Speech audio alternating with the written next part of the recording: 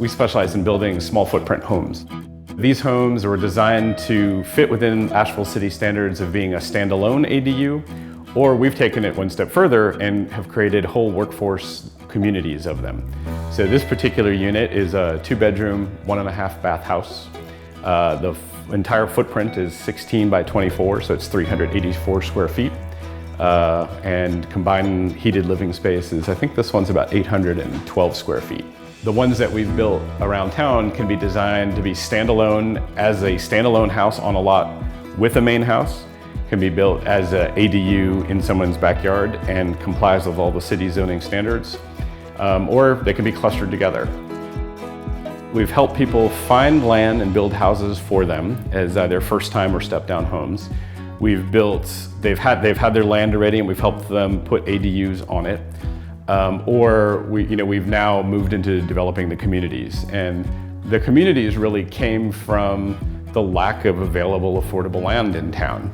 As an ADU, we're now designing a whole separate standalone line of small footprint studios called escape pods that can really be designed for anything, whether it's for aging in place or for homestays, which is a common use now. With the shortage of labor and the cost of materials, the actual cost of construction has gone up. The other way that I can help relieve that is to move towards fabrication. We've started a little house factory in town, so we're actually prefabricating the wall units, the stud wall that has the window in it, that has the sheathing on it, and even goes as far as having the siding on it.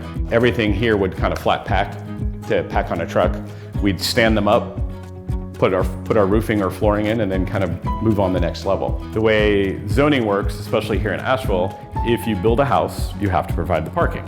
For this 384 square foot house, I've got to provide 2 parking spaces that are 18 by 9 each. That's 18 by 18 parking.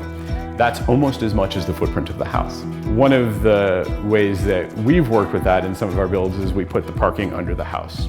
If you have a garage, people put their stuff in it and they don't park their cars in it. And when you have a small, dense site and you really are relying on that parking below the house, we leave the doors off, we make it so it can't be a garage, so people then use it for parking.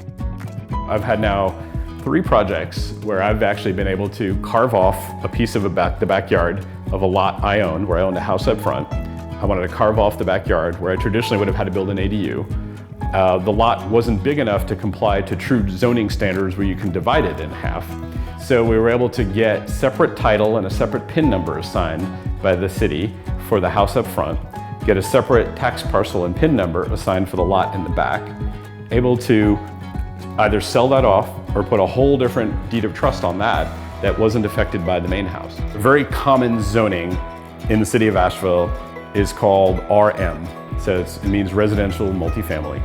And there's an 8 number or 16 number or 6 number.